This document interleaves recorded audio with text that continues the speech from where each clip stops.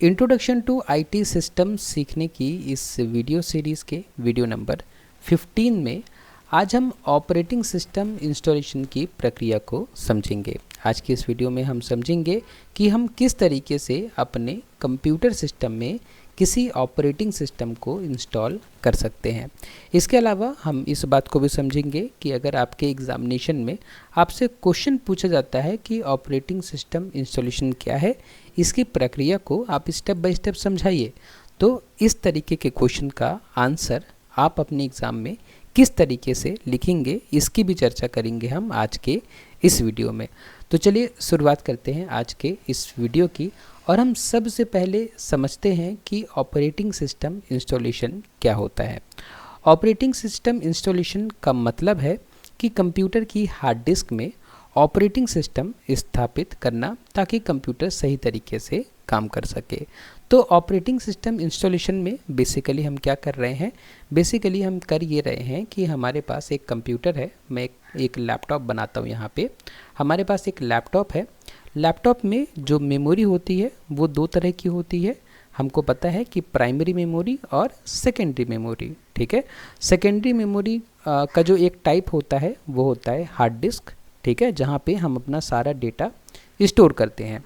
तो इस hard disk में, ठीक है, हम क्या इंस्टॉल कर रहे हैं, इस हार्ड डिस्क में हम इंस्टॉल कर रहे हैं ऑपरेटिंग सिस्टम। तो इसी ऑपरेटिंग सिस्टम को हार्ड डिस्क में जब हम स्थापित कर रहे हैं या रख रहे हैं या इंस्टॉल कर रहे हैं, तो इसी प्रक्रिया को हम क्या कहते हैं, ऑपरेटिंग सिस्टम इंस्टॉलेशन। तो जैसा कि हम जान रहे हैं, पिछले 2-3 वीडियो से हम ऑपरेटिंग सिस्टम के बारे में पढ़ रहे हैं, तो हम ये समझ रहे हैं कि एक कंप्यूटर में जो सबसे पहला सॉफ्टवेयर इंस्टॉल किया जाता है वो ऑपरेटिंग सिस्टम ही होता है। जब हमारे कंप्यूटर में ऑपरेटिंग सिस्टम होगा, उसी के बाद हम अपने कंप्यूटर में बाकी सॉफ्टवेयर्स को इंस्टॉल कर पाएंगे। ये वैसा ही है जैसे आपका मोबाइल है। आपके मोबाइल में आपको कोई भी ऐप चलाने के लिए सबसे पहले आपके मोबाइल में एंड्रॉयड ऑपरेटिंग सिस्टम होना चाहिए। ठीक है, एंड्रॉयड ऑपरेटिंग सिस्टम होना चाहिए।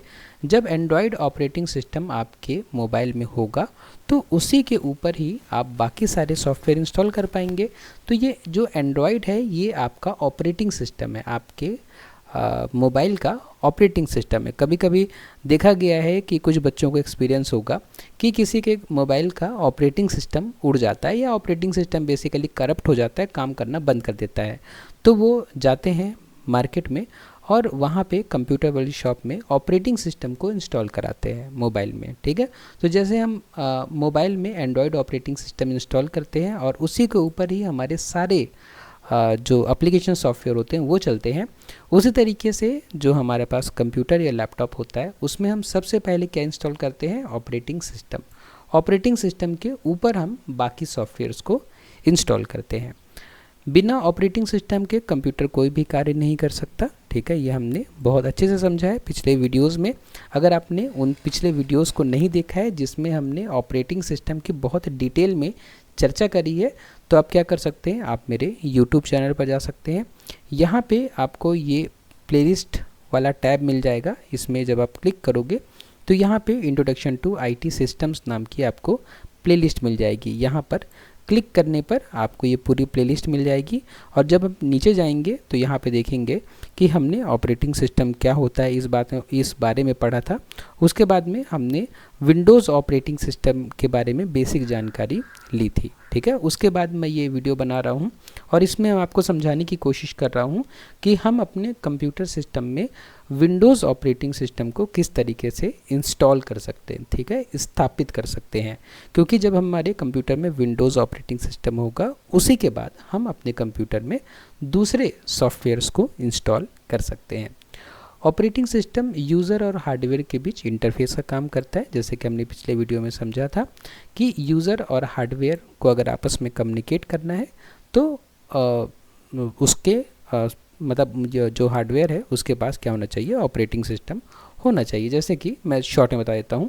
देखिए, हमारा जो कंप्यूटर हार्डवेयर है, ठीक है, ये कंप्यूटर हार्डवेयर में क्या क्या आता है। इस कंप्यूटर हार्डवेयर में हमारा CPU आता है, यानी कि प्रोसेसर, हमारा रैम आता है, ठीक है, हमारी हार्ड डिस्क आती है और हमारे सारे इनपुट आउटपुट डिवाइसेस आते हैं जैसे कीबोर्ड माउस वगैरह। तो ये सब क्या है, ये सब हार्डवेयर हैं और हम यूज़र हैं। ठीक है, हम क्या हैं, यूज़र हैं। अगर हमें इस हार्डवेयर से कम्युनिकेट करना है तो हमें क्या चाहिए, बीच में हमें ऑपरेटिंग सिस्टम चाहिए। ठीक है, ये ऑपरेटिंग सिस्टम ही हमें इस हार्डवेयर से कम्युनिकेट करा सकता है। यूज़र जो होगा वो कम्युनिकेट करेगा ऑपरेटिंग सिस्टम से, लेकिन यूज़र ऑपरेटिंग सिस्टम से कम्युनिकेट करने के लिए एप्लीकेशन सॉफ्टवेयर का सहारा लेगा। ठीक है, हम एप्लीकेशन सॉफ्टवेयर के माध्यम से किससे बात करते हैं, एप्लीकेशन सॉफ्टवेयर के माध्यम से ऑपरेटिंग सिस्टम से बात करते हैं और ऑपरेटिंग सिस्टम हमें हार्डवेयर का उपयोग करने देता है। ठीक है, एप्लीकेशन सॉफ्टवेयर जैसे आपका MS वर्ड हो गया, ठीक है, आपका नोटपैड हो गया। ठीक है, ये सब क्या कहलाते हैं, ये OBS स्टूडियो हो गया जो मैं यूज़ कर रहा हूँ। ठीक है, OBS स्टूडियो, उसके बाद आपके ब्राउज़र्स हो गए, ये सारे क्या हैं, ये सारे आपके एप्लीकेशन सॉफ्टवेयर हैं। ठीक है, तो हम इन एप्लीकेशन सॉफ्टवेयर्स का उपयोग करके ऑपरेटिंग सिस्टम के थ्रू हार्डवेयर से कम्युनिकेट कर रहे हैं। ठीक है, तो इसीलिए यहाँ पे लिखा हुआ है कि ऑपरेटिंग सिस्टम यूज़र और हार्डवेयर के बीच इंटरफेस का काम करता है। एग्जाम्पल के लिए, जब आप नया लैपटॉप खरीदते हैं और शॉपकीपर उसमें सबसे पहले विंडोज़ इंस्टॉल करके सिस्टम रेडी करता है, वही ऑपरेटिंग सिस्टम इंस्टॉलेशन है। ठीक है, तो जब आप कंप्यूटर या लैपटॉप खरीदते हैं तो आपका जो शॉपकीपर होता है जहाँ से आप खरीद रहे हैं, वो सबसे पहले आपके कंप्यूटर में विंडोज़ इंस्टॉल करता है और ज़रूरी एप्लीकेशन सॉफ्टवेयर इंस्टॉल करता है। उसके बाद में आपको कंप्यूटर देता है ताकि आप कंप्यूटर को आसानी से उपयोग कर सकें। ठीक है, अब आगे बढ़ते हैं और देखते हैं कि ऑपरेटिंग सिस्टम इंस्टॉलेशन के कौन कौन से प्रकार हैं, मतलब हम किस किस तरीके से अपने कंप्यूटर में ऑपरेटिंग सिस्टम को इंस्टॉल कर सकते हैं। तो सबसे जो इजी इंस्टॉलेशन की प्रक्रिया है वो है अपग्रेड इंस्टॉलेशन। ठीक है, इसमें हमें कुछ नहीं करना होता है, इसमें सिंपली हमें अपने ऑपरेटिंग सिस्टम को अपग्रेड करना होता है। ये वैसा ही है जैसे कि आपके मोबाइल में आपने देखा होगा एंड्रॉयड के नए नए वर्ज़न आते रहते हैं। ठीक है, आपने देखा होगा कि एंड्रॉयड 12.3, एंड्रॉयड 13.0 ऐसे करके एंड्रॉयड के नए नए वर्ज़न आते रहते हैं और आपको क्या करना होता है, अपना एंड्रॉयड का वर्ज़न को अपडेट करना होता है। ठीक है, अपडेट करना होता है या अपग्रेड करना होता है। तो वैसे ही, ठीक है, वैसे ही कंप्यूटर में क्या होता है कि जैसे अगर हम विंडोज़ ऑपरेटिंग सिस्टम की बात करें तो मान लीजिए कि फ़िलहाल तो मैं विंडोज़ 11 उपयोग कर रहा हूँ अपने कंप्यूटर में, लेकिन जब भी विंडोज़ 12 आएगा, ठीक है, इसके बाद हो सकता है कि कभी आने वाले भविष्य में विंडोज़ 12 आएगा, उसमें क्या होगा, बहुत सारी चीज़ें अपडेटेड होंगी। तो मुझे ऑप्शन मिलेगा कि मैं विंडोज़ 11 से विंडोज़ 12 में अपग्रेड कर सकूँ। ठीक है, अपग्रेड कर सकूँ, विंडोज़ 12 में उपयोग कर सकूँ। तो इस प्रोसेस को हम क्या कहते हैं, इस प्रोसेस को हम अपग्रेड इंस्टॉलेशन कहते हैं। और इसे करने की जो प्रक्रिया है वो कुछ इस तरीके से है कि आप क्या करेंगे, आप सिंपली अपने यहाँ पे सर्च बॉक्स में जाकर यहाँ लिख देंगे अपडेट। ठीक है, जैसे कि यहाँ लिखेंगे अपडेट, ठीक है, इतना लिख देंगे तो यहाँ पे आपको सजेशन मिल जाएगा चेक फॉर अपडेट्स। इस पर आप क्लिक करेंगे तो एक विंडो ओपन हो जाएगी और यहाँ पे देखिए, यहाँ पे आपको जब भी विंडोज़ का नया वर्जन आएगा तो यहाँ पे आपको अपग्रेड करने का ऑप्शन मिलेगा। ठीक है, मैंने चेक फॉर अपग्रेड पे अगर अपडेट पर क्लिक कर दिया तो जो भी नए अपडेट्स होंगे वो मुझे इंस्टॉल करने के लिए मुझे सजेशन में आ जाएगा। ठीक है, तो यहाँ पे आपको ऑप्शन मिल जाएगा जब भी, अभी तो फ़िलहाल विंडोज़ 12 नहीं आया है, लेकिन जब भी आएगा तो मुझे यहीं पे ऑप्शन मिल जाएगा अपने विंडोज़ को अपग्रेड करने का। ठीक है, इसके अलावा एक और तरीका है, आप विंडोज़ की ऑफिशियल वेबसाइट में जाके भी अपने ऑपरेटिंग सिस्टम को अपग्रेड कर सकते हैं। एग्जाम्पल के लिए जैसे मान लेते हैं कि मैं विंडोज़ 10 उपयोग कर रहा हूँ, ठीक है, और मुझे पता है कि विंडोज़ 11 आ चुका है, तो मैं बस सिंपली अपने कंप्यूटर में विंडोज़ 11 लिख दूँगा और यहाँ पे मैं ढूँढूँगा वो वेबसाइट। देखिए यहाँ पे है ना, विंडोज़ डाउनलोड विंडोज़ 11 ये वाली वेबसाइट में मैं जाऊँगा। ठीक है, माइक्रोसॉफ्ट की ऑफिशियल वेबसाइट है, इस पर मैं क्लिक करूँगा और यहाँ पे देखिए, यहाँ पे मुझे पहला ऑप्शन दिखेगा कि विंडोज़ 11 इंस्टॉलेशन असिस्टेंट। तो इसका उपयोग करके मैं ये डाउनलोड करूँगा। एक बहुत ही छोटी सी फाइल है, कुछ MB की, ये फाइल यहाँ डाउनलोड हो गई। इसको मैं ओपन करूँगा ना तो ये जो मेरा विंडोज़ 11 है ये अपडेट हो जाएगा या अपग्रेड हो जाएगा। अगर मैं विंडोज़ 10 उपयोग कर रहा होता तो अपग्रेड हो जाता, ठीक है, अपग्रेड हो जाता। फिलहाल मैं विंडोज़ 11 यूज़ कर रहा हूँ तो थोड़ा अपडेट हो जाएगा। ओके, तो मैं यहाँ पे डबल क्लिक करके, जैसे हम कोई भी सॉफ्टवेयर इंस्टॉल करते हैं तो नेक्स्ट नेक्स्ट करते जाते हैं ना, वैसे करके हम इसको इंस्टॉल कर सकते हैं, ठीक है। बहुत छोटी सी फाइल होती है। तो यहाँ से भी आप क्या कर सकते हैं, अपग्रेड वाली प्रोसेस को कर सकते हैं, ठीक है। तो हमने ये देखा कि जो 3 तरीके से हम अपने विंडोज़ या हम अपने ऑपरेटिंग सिस्टम को इंस्टॉल कर सकते हैं। तो जो पहला तरीका है वो है अपग्रेड इंस्टॉलेशन, ठीक है। तो मैंने आपको तरीका बता दिया। मैंने एक यूट्यूब वीडियो का लिंक भी दिया है यहाँ पे। आप जब इस नोट से पढ़ेंगे तो यहाँ पे क्लिक करके आप एक यूट्यूब वीडियो देख सकते हैं जिसमें इस प्रोसेस को और डिटेल में समझाया गया है, ठीक है। तो ये पहला तरीका हो गया क्या करने का, विंडोज़ ऑपरेटिंग सिस्टम को इंस्टॉल करने का, ठीक है। पहला इंस्टॉलेशन जो तरीका है वो क्या है, अपग्रेड इंस्टॉलेशन। मतलब इसमें हम क्या कर रहे हैं, हम विंडोज़ के वर्जन को बेसिकली अपग्रेड कर रहे हैं। उसके बाद जो दूसरा तरीका है वो है फ्रेश इंस्टॉलेशन, ठीक है। मतलब हम नए सिरे से ऑपरेटिंग सिस्टम को इंस्टॉल करेंगे। यही वो तरीका है जो शॉपकीपर, जब हम नया कंप्यूटर लेने जाते हैं तो यही वो करते हैं। मतलब जब उनके पास, जो शॉपकीपर हैं, जब उनके पास कंप्यूटर आता है वो क्या करते हैं, इकट्ठा बहुत सारे कंप्यूटर खरीद लेते हैं। तो जब उनके पास कंप्यूटर आता है तो इस कंप्यूटर में ऑपरेटिंग सिस्टम कोई नहीं होता, ठीक है। कुछ ऑपरेटिंग सिस्टम नहीं होता, खाली होता है। मतलब इसमें आप अगर पावर बटन प्रेस करोगे इस कंप्यूटर का तो बस, अगर ये एसर का, ठीक है, अगर ये एसर का कंप्यूटर है तो बस एसर का लोगो बन के यहाँ पे आएगा, ठीक है, ऐसे एसर का लोगो बन के, और उसके बाद में कंप्यूटर बंद हो जाएगा। इतना ही कंप्यूटर चालू होगा क्योंकि इसमें ऑपरेटिंग सिस्टम है ही नहीं, तो लोड कुछ होगा ही नहीं। तो दुकान वाले क्या करते हैं, जब इस कंप्यूटर को बेचना होता है तो इसमें वो क्या करते हैं, ऑपरेटिंग सिस्टम को इंस्टॉल करते हैं, ठीक है। हम इसी प्रक्रिया को आज की इस वीडियो में समझेंगे, ठीक है। डिटेल में अभी हम समझेंगे इस प्रक्रिया को कि हम कैसे अपने सिस्टम में ऑपरेटिंग सिस्टम को इंस्टॉल कर सकते हैं, ठीक है। और एग्ज़ाम में कैसे लिखोगे आप, एग्ज़ाम में ऐसे ही लिखना है जैसे मैं आपको अभी समझा रहा हूँ। मैंने आपको बताया कि ऑपरेटिंग सिस्टम इंस्टॉलेशन क्या होता है, उसके बाद में इंस्टॉलेशन के क्या क्या प्रकार हैं। पहला हमने देख लिया अपग्रेड इंस्टॉलेशन, और दूसरा है फ्रेश इंस्टॉलेशन, ठीक है। इसी को आज के इस वीडियो में हम डिटेल में समझेंगे। इसमें हम क्या करते हैं, हार्ड डिस्क फॉर्मेट करके नया ऑपरेटिंग सिस्टम इंस्टॉल करते हैं, ठीक है। मतलब हार्ड डिस्क में जो भी है उसको हमने पूरा खाली कर दिया और नया ऑपरेटिंग सिस्टम हमने इंस्टॉल किया। पुराना डेटा इसमें क्या होता है, डिलीट हो जाता है। इसी को हम आज करके देखेंगे, लेकिन इसको डिटेल में समझने से पहले हम तीसरे तरीके के इंस्टॉलेशन को समझ लेते हैं। इसको हम कहते हैं डुअल बूट इंस्टॉलेशन, ठीक है। इसमें क्या होता है कि एक ही कंप्यूटर में 2 ऑपरेटिंग सिस्टम इंस्टॉल करते हैं। स्टार्ट के समय ऑपरेटिंग सिस्टम हम चुन सकते हैं, जैसे एक ही कंप्यूटर में हम विंडोज़ और लिनक्स दोनों इंस्टॉल कर सकते हैं। तो इसमें क्या होता है थर्ड वाले इंस्टॉलेशन में कि हमारे पास, हमारे कंप्यूटर में, हमारा जो कंप्यूटर है, ठीक है, इसमें क्या करते हैं, मैं बना के दिखाता हूँ। मान लेते हैं हमारे पास एक कंप्यूटर है, इसमें पहले से, ठीक है, पहले से विंडोज़ का ऑपरेटिंग सिस्टम है, विंडोज़ का ऑपरेटिंग सिस्टम है, ठीक है, इसमें चल रहा है इस कंप्यूटर में। लेकिन विंडोज़ ऑपरेटिंग सिस्टम के बगल में हम एक और ऑपरेटिंग सिस्टम मान लीजिए इंस्टॉल करना चाहते हैं। हम चाहते हैं हमारे कंप्यूटर में 2 ऑपरेटिंग सिस्टम रहें, ऑपरेटिंग सिस्टम 1, ऑपरेटिंग सिस्टम 2। हम चाहते हैं 2 ऑपरेटिंग सिस्टम रहें, तो हम ऐसा भी कर सकते हैं। इसको हम बोलते हैं डुअल बूट इंस्टॉलेशन। इसमें क्या होता है कि जब भी आपका कंप्यूटर चालू होगा, ठीक है, तो आपसे पूछेगा कि आप विंडोज़ ऑपरेटिंग सिस्टम यूज़ करना चाहते हैं कि लिनक्स ऑपरेटिंग सिस्टम यूज़ करना चाहते हैं। तो आप जो भी यूज़ करना चाहते हैं उनको सेलेक्ट कीजिए, ओके।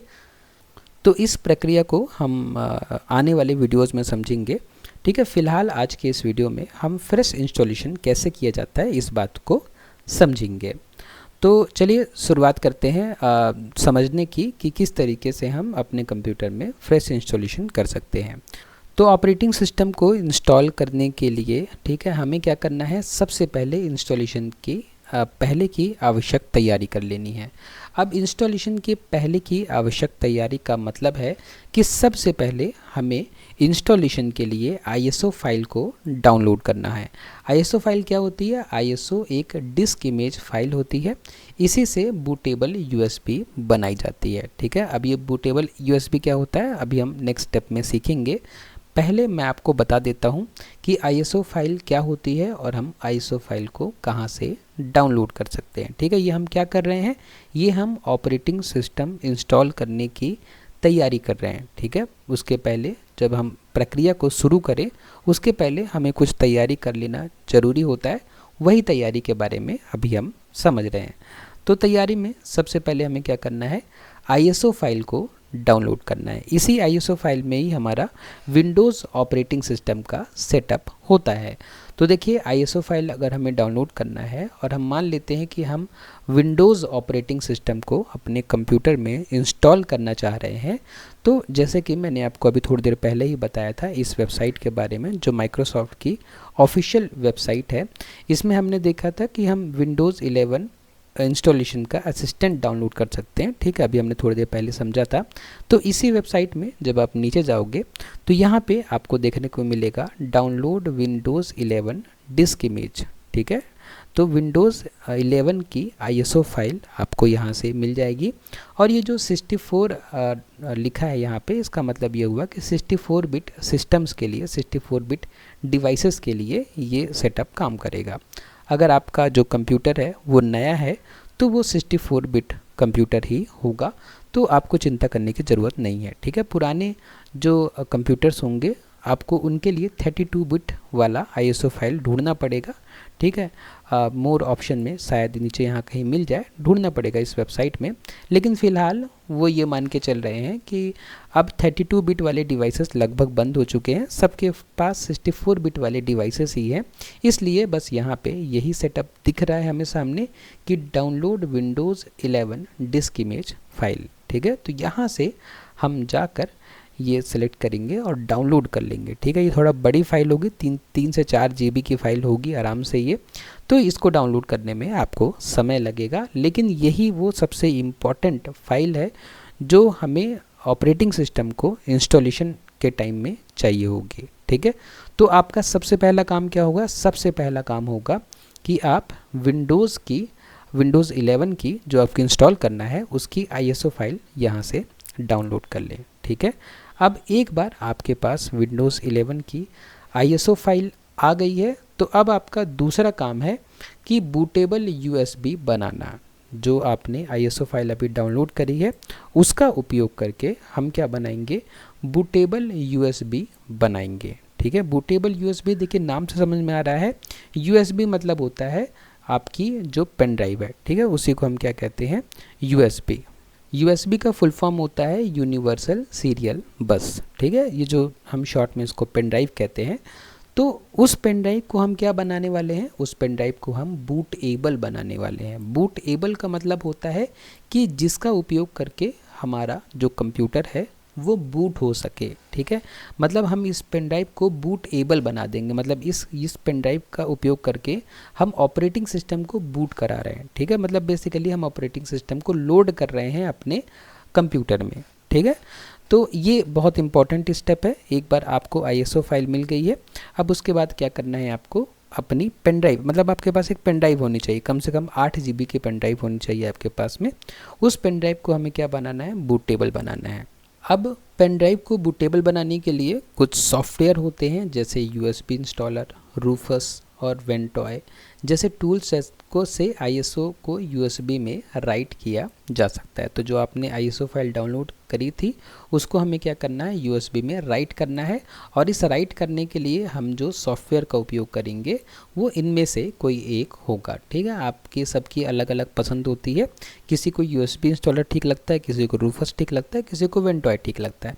तो आप अपने हिसाब से किसी का भी उपयोग कर सकते हैं, सब लोग सेम ही काम करेंगे। ठीक है, तो जो हमारी आईएसओ फाइल थी हम उसको क्या कर देंगे, अपने यूएसबी में राइट करा देंगे। उसके बाद इम्पॉर्टेंट डेटा का बैकअप लेना, क्योंकि जब आप अभी ऑपरेटिंग सिस्टम को इंस्टॉल करेंगे तो आपको अपनी हार्ड डिस्क फॉर्मेट करनी पड़ेगी। इसलिए आपके कंप्यूटर में अगर कोई इम्पॉर्टेंट डेटा है तो उसका आप क्या कर लीजिए, उसको कहीं और स्टोर कर लीजिए। उसके बाद जो नेक्स्ट स्टेप है वो है सिस्टम रिक्वायरमेंट्स चेक करना। मतलब आप जिस भी कंप्यूटर में ऑपरेटिंग सिस्टम को इंस्टॉल कर रहे हैं उसमें जो भी ऑपरेटिंग सिस्टम है उसके हिसाब से जो रैम चाहिए वो है कि नहीं, हार्ड डिस्क में जितना स्पेस चाहिए उतना है कि नहीं, और प्रोसेसर आपका जो भी आप ऑपरेटिंग सिस्टम इंस्टॉल कर रहे हैं उसके लिए कंपैटिबल है कि नहीं।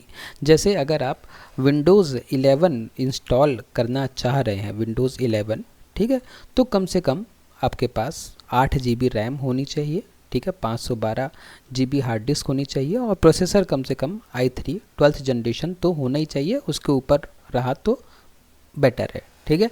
तो इतना अगर आपके पास है तो आपका जो ऑपरेटिंग सिस्टम होगा वो आराम से चल जाएगा। इवन 4 GB की जगह 8 GB की जगह अगर 4 GB की रैम भी है तो भी ऐसा कोई दिक्कत आएगी नहीं, आराम चल जाएगा, ठीक है। अगर 4 GB रैम भी है तो भी विंडोज़ 11 आराम से चल जाएगा, ठीक है। और बाकी फिर आप कंपैटिबिलिटी टेस्ट भी कर सकते हैं, बहुत सारे सॉफ्टवेयर मिल जाएंगे आपको ऑनलाइन जो कि कंपैटिबिलिटी चेक करके बता देंगे कि विंडोज़ 11 के लिए आपका जो कंप्यूटर है वो सूटेबल है कि नहीं, ठीक है। उसके बाद अभी हम क्या कर रहे हैं, अभी हम ध्यान रखें कि हम क्या कर रहे हैं, हम इंस्टॉलेशन के पहले की तैयारी कर रहे हैं, ठीक है। तो इंस्टॉलेशन के पहले की तैयारी में एक और बहुत ज़रूरी चीज़ है बायोस या UEFI सेटिंग को समझना और उसे बदलना। जैसे कि हमने पहले भी चर्चा करी थी इसी सीरीज़ के एक वीडियो में कि बायोस और UEFI क्या होता है, लेकिन शॉर्ट में एक बार और समझ लेते हैं कि बायोस क्या है। बायोस का पूरा नाम बेसिक इनपुट आउटपुट सिस्टम है। कंप्यूटर स्टार्ट होते ही सबसे पहले बायोस लोड होता है, ठीक है। हमने समझा था कि बायोस और UEFI क्या है, ये फर्मवेयर है, ठीक है। सबसे पहले यही लोड होते हैं और इनका काम होता है ऑपरेटिंग सिस्टम को रैम में लोड करना। तो यही जो बायोस होता है इसकी हमें थोड़ा सेटिंग बदलनी होती है। तो बायोस की अगर आपको सेटिंग बदलनी है तो लगभग सारे कंप्यूटर में इनमें से ही कोई बटन होती है बायोस सेटअप में जाने के लिए। जैसे अगर आपका एसर का कंप्यूटर है तो आपका अलग ये सेटिंग होगी, डेल का कंप्यूटर है तो अलग कीज़ होंगी, ठीक है। मैं आपको दिखा देता हूँ। जैसे मान लेते हैं कि मेरे पास एक स्क्रीनशॉट है। अगर मान लेते हैं कि आपके पास एसर का कंप्यूटर है, ठीक है, तो जब आप अपने कंप्यूटर को स्टार्ट करेंगे तो इस तरीके से आप जब स्टार्ट करेंगे कंप्यूटर तो इस तरीके से आपको नीचे ऐसा एक मैसेज दिखेगा, ठीक है, जब कंप्यूटर स्टार्ट हो रहा होगा कि प्रेस डिलीट, ठीक है, DEL मतलब delete button to BIOS, press F12 to boot menu, ठीक है। अगर आपको बायोस में जाना हो तो आप डिलीट दबाइए, और अगर आपको बूट मेनू में जाना हो तो आप F12 दबाइए, ठीक है। इसको आप ध्यान रखिए, ये हमें इम्पॉर्टेंट है, ये चीज़ बहुत इंपॉर्टेंट है कि हमें डिलीट और F12 दबाना है जब भी हमारे पास एसर का कंप्यूटर हुआ, ठीक है। कोई और कंप्यूटर हुआ तो इसी तरीके से जब भी आप कंप्यूटर स्टार्ट करेंगे तो आपको मैसेज दिखेगा, ओके। तो यहाँ पर वही बात लिखी हुई है कि अगर आपको बायोस में जाना हो तो आपको कोई स्टार्ट होते समय कोई की प्रेस करनी होती है कंप्यूटर स्टार्ट करते समय, तो हर कंप्यूटर में अलग होती है।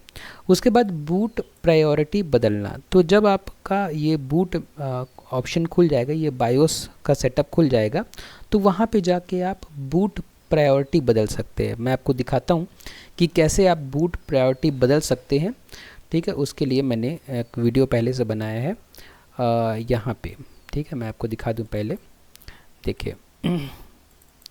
जैसे कि हम क्या करते हैं, हम कंप्यूटर स्टार्ट करते हैं, तो जैसे ही हमने कंप्यूटर स्टार्ट किया, ठीक है, जैसे देखिए हमने कंप्यूटर स्टार्ट किया और हमने क्या दबाया, हमने यहाँ पे बायोस के लिए हमने डिलीट बटन दबाया, ठीक है। डिलीट बटन दबाया तो देखिए ये बायोस ओपन हो गया, ठीक है। ये बायोस का पूरा सेटअप ओपन हो गया, सेटिंग्स ओपन हो गया, और यहाँ जाके हम क्या कर सकते हैं, बूट मेनू चेंज कर सकते हैं। बूट मेनू मतलब होता है, देखिए हम यहाँ पे ये बूट ऑप्शन में गए और यहाँ पे देखिए ये बूट मेनू है, ठीक है, कि मतलब जब आपका कंप्यूटर स्टार्ट होगा तो सबसे पहले जो आपका बूट मैनेजर होगा, ठीक है, वो कहाँ से लोड होगा, आपके रैम में कहाँ से लोड होगा। तो देखिए जो पहला आपका यहाँ पे बूट ऑप्शन है, बूट ऑप्शन 1, बूट ऑप्शन 2। तो यहाँ पे दो ऑप्शन है कि जब भी आपका सिस्टम बूट होगा तो सबसे पहले आपका जो विंडोज़ बूट मैनेजर होगा वो कहाँ ढूंढा जाएगा। ये पहला ऑप्शन है कि हार्ड डिस्क में ढूंढा जाएगा, और दूसरा ऑप्शन है कि आपकी ये जो सैनडिस्क पेन ड्राइव लिखी है यहाँ पे ढूंढा जाएगा। तो बूट ऑप्शन 1 देखिए, यहाँ पे क्या बोला गया है कि हार्ड डिस्क में ढूंढा जाएगा। क्या? Windows boot manager. Windows boot manager वही सॉफ्टवेयर है, वही कोड है जो कि हमारे ऑपरेटिंग सिस्टम को रैम में लोड करता है। ठीक है, तो यहाँ से हम बूट ऑप्शन बेसिकली चेंज कर सकते हैं। अगर आप इस पेन ड्राइव वाले ऑप्शन को ऊपर कर देंगे तो क्या होगा कि हमारा जो बायोस होगा वो हमारे पेन ड्राइव में ऑपरेटिंग सिस्टम को ढूंढेगा। ठीक है, कहाँ ढूंढेगा? पेन ड्राइव में। तो देखिए यहाँ पे बूट ऑप्शन बदला गया है। ये देखिए, जैसे ही आपने ये बूट ऑप्शन जाके क्लिक किया तो आपको दो ऑप्शन दिखे। ऊपर है आपका विंडोज़ बूट मैनेजर जो कि आपके हार्ड डिस्क में है, ठीक है, और दूसरा है पेन ड्राइव। तो पेन ड्राइव वाले ऑप्शन को हम क्या कर देंगे? ऊपर कर देंगे। तो देखिए ये सैनडिस्क वाला ऑप्शन, पेन ड्राइव वाला ऑप्शन ऊपर आ गया, और ये विंडोज़ बूट मैनेजर जो कि अपने कहाँ पे है? हार्ड डिस्क में है, वो नीचे आ गया। मतलब अब जब भी हमारा सिस्टम बूट होगा, जब भी हमारा सिस्टम स्टार्ट होगा, तो पहले वो ऑपरेटिंग सिस्टम को कहाँ ढूंढेगा? पेन ड्राइव में ढूंढेगा। और पेन ड्राइव में हमने पेन ड्राइव को क्या बना दिया है? बूटेबल बना दिया है। तो बेसिकली हमारा जो ऑपरेटिंग सिस्टम होगा वो इस पेन ड्राइव से बूट होगा। तो इस तरीके से आप क्या कर सकते हैं? इस तरीके से आप बूट मेनू को चेंज कर सकते हैं। ठीक है, तो यहाँ पर यही बात समझाई गई है, यहाँ पे यही बात बोली गई है। ठीक है, यहाँ पे देखिए, बूट प्रायोरिटी बदलना, बूट मेनू में जाकर यूएसबी ड्राइव को फर्स्ट बूट डिवाइस बनाना, हार्ड डिस्क को सेकंड प्रायोरिटी देना। ठीक है, उसी चीज़ को अभी हमने समझा था। एग्जांपल जैसे यूएसबी पहले और हार्ड डिस्क बाद में। अब देखिए, इसके बाद इतना करने के बाद अब हमारी विंडोज़ इंस्टॉलेशन की प्रक्रिया स्टार्ट हो जाती है। ठीक है, मैंने आपको हेल्प के लिए एक यूट्यूब का एक और वीडियो भी यहाँ पे लिंक में दे दिया है, आप इससे भी देख सकते हैं। लेकिन क्या है कि आपको एग्ज़ाम में कैसा लिखना है उसके लिए आपको ये नोट्स देखनी पड़ेगी। तो अब देखिए इसमें क्या है कि सबसे पहले आईएसओ फाइल डाउनलोड करना। आईएसओ फाइल हमने डाउनलोड करना सीख लिया है। विंडोज़ की ऑफिशियल वेबसाइट से आईएसओ फाइल डाउनलोड करें। आईएसओ एक डिस्क इमेज फाइल होती है जिसमें पूरा ऑपरेटिंग सिस्टम होता है। ठीक है, जैसे कि हमने देखा था कि आईएसओ फाइल में ही पूरा ऑपरेटिंग सिस्टम का सेटअप होता है। सही वर्जन चुनना ज़रूरी है। जैसे मैंने आपको बताया 2 वर्जन होते हैं, 32 बिट और 64 बिट। आजकल मैक्सिमम सिस्टम जो भी नए आते हैं वो 64 बिट पर काम करते हैं, तो आपको 64 बिट वाला आईएसओ फाइल बहुत आराम से मिल जाएगी। फिर ध्यान देने वाली बात क्या है कि सिस्टम 4 GB से अधिक रैम हो तो 64 बिट वर्जन इंस्टॉल करें। ठीक है, अगर आपका 4 GB से अधिक है तो गारंटी है कि आपका 64 बिट वर्जन ही काम करेगा, इसीलिए आप उसको इंस्टॉल करें। ओके, उसके बाद अब देखिए बूटेबल यूएसबी बनाना। अब ये एक प्रक्रिया है। मैंने आपको बताया था कि जैसे ही आप आईएसओ फाइल डाउनलोड कर लेते हैं तो अगला काम क्या होता है? आईएसओ जो आपकी फ़ाइल है उसको आप क्या करते हैं? आईएसओ फाइल को हम यूएसबी में, ठीक है, यूएसबी में मतलब आपकी पेन ड्राइव में इस फाइल को क्या करते हैं? राइट करते हैं। ठीक है, इस फाइल को राइट करते हैं, और राइट करने के लिए कुछ सॉफ्टवेयर्स उपयोग किए जाते हैं, और ये सॉफ्टवेयर ये हैं। ठीक है, मैंने आपको शुरू में बताया था कि रूफस, वेंटॉय और उसके अलावा यूएसबी इंस्टॉलर भी एक सॉफ्टवेयर होता है। सबकी अपनी अपनी पसंद होती है, तो इनका उपयोग करके हम क्या कर सकते हैं? इस आईएसओ फाइल को इस पेन ड्राइव में हम क्या कर सकते हैं? राइट करा सकते हैं। तो राइट कराने के लिए देखिए ये स्टेप्स लिखे हैं, ये स्टेप्स आप पढ़ लीजिए। मैं आपको दिखाता हूँ कि कैसे हम करते हैं। सबसे पहले यूएसबी इंसर्ट करें, अपने कंप्यूटर में यूएसबी लगाएं, रूफस ओपन करें, रूफस जो सॉफ्टवेयर उसको ओपन करें, आईएसओ सेलेक्ट करें, स्टार्ट बटन दबाएं। ठीक है, मैं आपको करके दिखाता हूँ। देखिए, हमें जब पेन ड्राइव को बूटेबल बनाना होता है तो इस तरीके से हम बना सकते हैं। ये देखिए, ये हमारे पास ये पेन ड्राइव है। ठीक है, ये 32 GB की पेन ड्राइव है। जब 32 GB की पेन ड्राइव लेंगे तो आपको 28 GB का यूजेबल स्पेस मिलेगा। ये क्यों होता है ये आप आगे आने वाले सेमेस्टर्स में समझेंगे। तो आप ये जान लीजिए कि फ़िलहाल ये आपकी पेन ड्राइव है। हम इस पेन ड्राइव को क्या बनाने वाले हैं? बूटेबल बनाने हैं। ठीक है, ये पेन ड्राइव का ऑप्शन यहाँ क्यों दिख रहा है? क्योंकि हम इस पेन ड्राइव को हमने अपने कंप्यूटर में लगाया हुआ है। तो अब देखिए, हमें इस पेन ड्राइव को अगर बूटेबल बनाना है तो हम क्या करेंगे कि सबसे पहले वहाँ जाएंगे जहाँ पे हमने अपनी आईएसओ फाइल को डाउनलोड करके रखा है। देखिए, आईएसओ फाइल का सेटअप आपको कुछ इस तरीके से दिखेगा। विंडोज़ 11 का आईएसओ फाइल ये है, और अबंटू का जो कि लिनक्स ऑपरेटिंग सिस्टम है उसकी आईएसओ फाइल ये है। आने वाले वीडियोस में हम इसको भी अपने कंप्यूटर में कैसे इंस्टॉल करना है इस बात को समझेंगे, ठीक है। और ये रूफस सॉफ्टवेयर का सेटअप है और ये वेंटॉय का सॉफ्टवेयर है। पहले हम रूफस को से कैसे हम अपने यूएसबी को बूटेबल बनाते हैं इस बात को समझेंगे।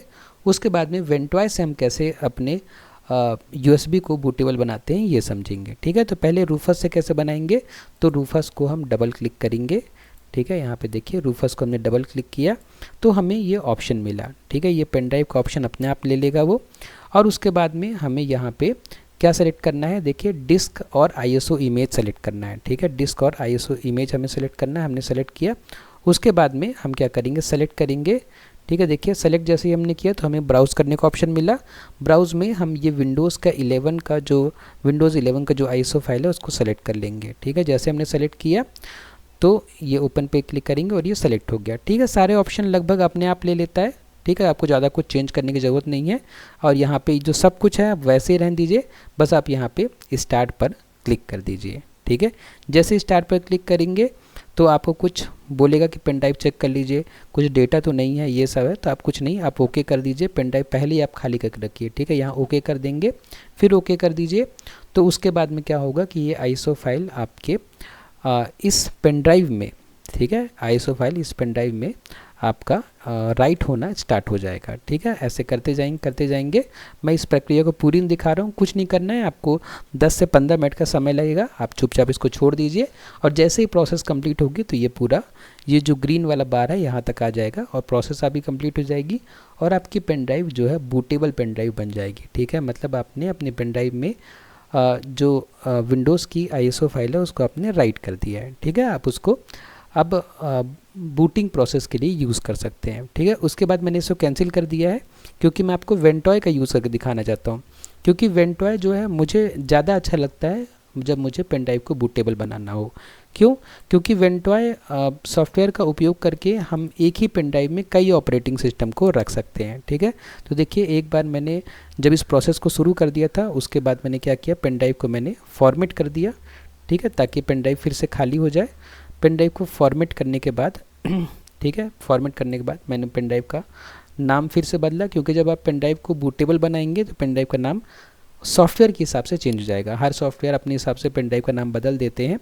जैसे अब मैं क्या करूँगा, देखिए वेंटॉय जो हमारा ये सिस्टम है वेंटॉय, ये देखिए ये वेंटॉय का जो सेटअप है, ठीक है, इस पर मैं गया और इस सेटअप के गया और यहाँ पे देखिए वेंटॉय टू डिस्क वाला जो ऑप्शन है, ये वेंटॉय टू डिस्क वाला, इस पर हम डबल क्लिक करेंगे। जैसे इस पर डबल क्लिक करेंगे तो देखिए ये पेन ड्राइव इसने अपने से ही डिटेक्ट कर लिया है और उसके बाद में हम क्या करेंगे, बस इंस्टॉल कर देंगे और हमें कुछ भी नहीं करना है, बस इंस्टॉल कर देना है। तो जैसे ही हम इस पेन ड्राइव में वेंटॉय को इंस्टॉल करेंगे तो हमारा प्रोसेस लगभग कंप्लीट हो गया, ठीक है। हमारी पेन ड्राइव जो बूटेबल बन गई, इसीलिए वेंटॉय मुझे ज़्यादा अच्छा लगता है, ठीक है। देखिए बहुत कम समय में ये हमारा ये देखिए हो गया, ठीक है, वेंटॉय सक्सेसफुली इंस्टॉल हो गया। अब हमें क्या करना है, कुछ नहीं करना है। अब हमारे पास जो आईएसओ फाइल है, ठीक है, ये जो आईएसओ फाइल हमने रखी थी, देखिए इसका नाम भी बदल गया हमारी पेन ड्राइव का। मैंने पेन ड्राइव नाम रखा था, लेकिन जैसे ही वेंटॉय इंस्टॉल हुआ तो इसका नाम क्या हो गया, पेन ड्राइव का वेंटॉय। अब मैं क्या करूँगा, ये जो मेरे पास देखिए आईएसओ फाइल है, ये जो आईएसओ फाइल है, इस आईएसओ फाइल को मैं वेंटॉय वाले अपने पेन ड्राइव में मैं कॉपी कर दूंगा। बस इतना ही करना है मुझे, कॉपी कर दूंगा। तो अब मेरा जो पेन ड्राइव है वो विंडोज़ 11 को भी इंस्टॉल कर सकता है। अगर अबंटू को कॉपी कर दूंगा, मतलब लिनक्स ऑपरेटिंग सिस्टम है ये, इसको कॉपी कर दूंगा तो ये भी मेरा जो पेन ड्राइव है ये इंस्टॉल कर सकता है, ठीक है ना। तो जब आप कॉपी कर देंगे यहाँ पे कॉपी कर देंगे दोनों आईएसओ फाइल को, तो उसके बाद में फिर ये आपका दोनों जो ऑपरेटिंग सिस्टम है आप इंस्टॉल कर सकते हैं, ठीक है। देखिए ये कॉपी होने के बाद ऐसा दिखेगा। ये जो वेंटॉय आपका जो पेन ड्राइव था उसमें जब आपने वेंटॉय इंस्टॉल कर दिया है तो इस तरीके से आपने दो, अगर देखिए मैंने यहाँ पे दो आईएसओ फाइल कॉपी किया है, एक विंडोज़ वाला एक अबंटू वाला। तो मतलब इस पेन ड्राइव का यूज़ करके मैं विंडोज़ ऑपरेटिंग सिस्टम को भी और अबंटू ऑपरेटिंग सिस्टम को भी, दोनों में से किसी को भी अपने कंप्यूटर सिस्टम में इंस्टॉल कर सकता हूँ, ठीक है। तो यहाँ पर ये बात आपको समझ में आ गई होगी। तो अभी हमने क्या समझा, अभी हमने समझा कि हम किस तरीके से किसी पेन ड्राइव को बूटेबल बनाते हैं। उसके बाद जैसे ही हमने बूटेबल बना लिया तो बायोस या यूएफआई में बूट प्रायोरिटी सेट करना, जो कि हमने पहले ही देख लिया था। ठीक है, बूट प्रायोरिटी मतलब कि हमें पेन ड्राइव से बूट करना है कि हार्ड डिस्क से बूट कराना है। तो कंप्यूटर रिस्टार्ट करें, F2 F12 डिलीट बटन दबाकर बायोस में जाएं। हम गए थे, बूट मेनू में USB को फर्स्ट बूट डिवाइस बनाएं। तो हमने अभी देखा था कि हम किस तरीके से बूट मेनू में जाकर, ठीक है, मैंने दिखाया था आपको कि बूट मेनू में जाकर, देखिए यहाँ पे बूट मेनू में जाकर हमने क्या किया था, हमने अपनी जो पेन ड्राइव है इसको पहला प्रायोरिटी बनाया था। ठीक है, पेन ड्राइव को हमने पहला प्रायोरिटी बनाया था। क्यों बनाया था? क्योंकि हम इस पेन ड्राइव से ही हम क्या करना चाह रहे हैं, अपने ऑपरेटिंग सिस्टम को इंस्टॉल करना चाह रहे हैं। ठीक है, यहाँ पे देखिए, ये देखिए, ठीक है, हमने बूट ऑप्शन में अपनी बूट प्रायोरिटीज़ को बदल दिया था। ठीक है, मतलब हम बायोस से बोल रहे हैं, हम बायोस से क्या बोल रहे हैं कि ऑपरेटिंग सिस्टम पहले कहाँ ढूंढना, पहले पेन ड्राइव में ढूंढना, जब पेन ड्राइव में ना मिले तब तुम हार्ड डिस्क में जाना। हम बेसिकली ये बोल रहे हैं, किससे? अपने बूट ऑप्शन से। ठीक है, बूट के लिए जो सॉफ्टवेयर होता है बूट कराने के लिए, जिसको हम बायोस या UEFI बोलते हैं, उसको हम ये बात बोल रहे हैं। उसके बाद ठीक है, ये हमने कर लिया, बूट ऑप्शन चेंज कर लिया। उसके बाद विंडोज़ विंडोज़ सेटअप स्टार्ट होगा। प्रेस एनी की टू बूट फ्रॉम USB दिखे तो क्या तो कोई भी की दबाएं, विंडोज़ सेटअप स्क्रीन ओपन होगी। ठीक है, उसके बाद में अब लैंग्वेज टाइम फॉर्मेट और ये सब होगा, तो मैं आपको साथ साथ करके दिखाता हूँ। ठीक है, इस तरफ मैं ये ओपन कर लेता हूँ अपना नोट्स, ठीक है, और इस तरफ ये वीडियो मैं ओपन कर लेता हूँ। ठीक है, तो देखिए हमने बूट ऑप्शंस को हमने क्या कर लिया था, हमने यहाँ पे सेलेक्ट कर लिया था। ठीक है, बूट ऑप्शन को हमने सेलेक्ट कर लिया था। उसके बाद में हमने क्या कर दिया था कि हमने बोला था कि पेन ड्राइव से बूट करो। ठीक है, पेन ड्राइव से बूट करो। उसके बाद में हमने सेव एंड एग्ज़िट करके हमने सेव एंड एग्ज़िट कर दिया, हम बाहर निकल आए। अब देखिए विंटॉय की वजह से हमें ये ऑप्शन मिल रहा है। ठीक है, विंटॉय की वजह से, क्योंकि हमने पेन ड्राइव में विंटॉय और सॉफ्टवेयर को इंस्टॉल किया है, तो वहाँ से हमें ऑप्शन मिल रहा है कि आपको उबंटू इंस्टॉल करना है कि विंडोज़ इंस्टॉल करना है। ठीक है, क्योंकि अब हमारा जो कंप्यूटर है वो हमारे पेन ड्राइव से बूट हो रहा है। ठीक है, हमारा कंप्यूटर किससे बूट हो रहा है? हमारे पेन ड्राइव से। तो इसलिए हमें ये ऑप्शन मिल रहा है। ठीक है, तो हम ये विंडोज़ 11 सेलेक्ट करेंगे, एंटर करेंगे यहाँ पे, तो विंडोज़ 11 सेलेक्ट हो जाएगा। ठीक है, हमने जैसे एंटर किया तो हमें यहाँ पे ऑप्शन क्या आ रहा है कि बूट इन नॉर्मल मोड। ठीक है, तो हम बोलेंगे ठीक है, नॉर्मल मोड में बूट करो। तो अब ये जो हमारा ऑपरेटिंग सिस्टम है ये पेन ड्राइव से हमारे रैम में लोड हो रहा है बेसिकली। ठीक है, पेन ड्राइव से। ठीक है, क्योंकि हमने पेन ड्राइव वाला ऑप्शन सेलेक्ट किया था।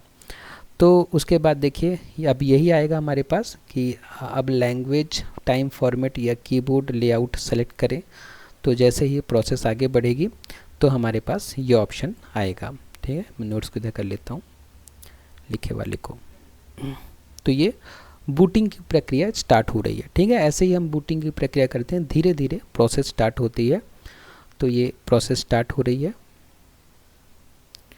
ठीक है, ये देखिए, तो सबसे पहले ऑप्शन आया, देखिए लैंग्वेज टू इंस्टॉल, जैसे कि हमने यहाँ पे लिखा language time format keyboard layout, ये सब हमें सेलेक्ट करना है। ठीक है, चाहे तो आप ऐसे ही रहने दें, कोई इससे ज़्यादा फ़र्क नहीं पड़ता, या तो आप इंडिया वाला ऑप्शन यहाँ पे चूज़ कर सकते हैं। ठीक है, अपने हिसाब से। लैंग्वेज टू इंस्टॉल हमें इंग्लिश ही करनी है। टाइम और करेंट फॉर्मेट हम इंग्लिश यूनाइटेड स्टेट कर सकते हैं, इंडिया का ऑप्शन भी आ गया वो भी कर सकते हैं। उसके बाद देखिए इंस्टॉल नाउ पर क्लिक करें, तो हमने इंस्टॉल नाउ पे क्लिक किया। अब इंस्टॉलेशन प्रक्रिया जो है वो स्टार्ट हो जाएगी। ठीक है, और फिर इसके बाद जो हमारे पास ऑप्शन आएगा वो क्या आएगा, प्रोडक्ट की एंटर करने का। देखिए प्रोडक्ट की एंटर करने का ऑप्शन आया, तो हम क्लिक कर देंगे कि आई डोंट हैव प्रोडक्ट की। ठीक है, आपके पास अगर की है तो की डालिए, और नहीं है तो कर दीजिए आई डोंट हैव प्रोडक्ट की। उसके बाद में वर्जन सेलेक्ट करने को आएगा, तो विंडोज़ 11 होम आप या प्रो जो भी आपका मन है वो चुने आप। उसके बाद में नेक्स्ट करेंगे तो लाइसेंस एग्रीमेंट आएगा, ये लाइसेंस एग्रीमेंट, तो आई एक्सेप्ट करके आप क्या करिए, आगे बढ़िए। ठीक है, उसके बाद इंस्टॉलेशन टाइप आएगा। देखिए इंस्टॉलेशन टाइप आया, तो अगर आपको अपग्रेड करना है तो ऊपर वाला, अगर आपको पूरा फ्रेश इंस्टॉलेशन करना है तो नीचे वाला। तो हमें फ्रेश इंस्टॉलेशन करना है तो हम ये नीचे वाला ऑप्शन सेलेक्ट करेंगे। नीचे वाला ऑप्शन जैसे ही हम सेलेक्ट करेंगे तो उसके बाद ठीक है, यहाँ पे नीचे वाला ऑप्शन हम सेलेक्ट करेंगे तो उसके बाद हमें ऑप्शन आएगा पार्टीशन बनाने का, ठीक है। तो इसको मैंने सेलेक्ट किया, तो ये देखिए सेलेक्ट करने के बाद ये पार्टीशन बनाने का ऑप्शन आया, ठीक है। अब यहाँ पे चीज़ें थोड़ा सा इम्पॉर्टेंट हो जाती है, ज़्यादा समझने लायक हो जाती है। यहीं पे पूरा मेन खेल होता है। यहाँ पे क्या होता है देखिए, इतने सारे पार्टीशन आपको दिख रहे हैं। यहाँ पे ये MB में है, ये MB में है, ये MB में है, और ये पहला ड्राइव है जो कि GB में है, ठीक है, 24 GB, ठीक है। उसके बाद देखिए ये सॉरी 24 नहीं 242 GB, ठीक है, 242.9 GB। तो ये हमारी C ड्राइव है, ठीक है। क्योंकि देखिए जब भी हम अपना कंप्यूटर ओपन करते हैं, दिस PC में जाते हैं, तो सबसे पहले होती है हमारी C ड्राइव, ठीक है। C ड्राइव जो होती है देखिए GB में होती है, जैसे 243 GB की ये हमारा ड्राइव है, ठीक है, C ड्राइव। तो यहाँ पे देखिए आप, यहाँ पे ये MB में है, MB में है, MB में है, तो MB में तो कोई ड्राइव हो नहीं सकती, ड्राइव GB में होगी। तो ये देखिए ये पहली ड्राइव है जो कि GB में है, इसीलिए हम जान रहे हैं कि ये C ड्राइव है, क्योंकि यहाँ पे ऐसे नहीं लिखा होता, CDE नहीं लिखा होता, ठीक है। यहाँ पे आपको गेस करना होता है कि पहली ड्राइव कौन सी है। तो हमारी ये पहली ड्राइव है, तो देखिए जिसमें से फ्री स्पेस है 103 GB और टोटल साइज़ है 242 GB, ठीक है। तो हम क्या करेंगे, पहले सेलेक्ट करके इसको फॉर्मेट करेंगे। फॉर्मेट करने के बाद हम क्या करेंगे, हम इंस्टॉलेशन की प्रक्रिया को करेंगे। और यहाँ पर जो लिखा हुआ है, यहाँ पे देखिए लेफ्ट हैंड साइड में, यहाँ पे ये बता रहा है कि जब आपका नया कंप्यूटर होगा, ठीक है, नया कंप्यूटर होगा, तो आपके पास इतनी सारी ड्राइव नहीं होंगी, ठीक है। जैसे हम देखिए मेरे पास अभी 1 2 3 ड्राइव है।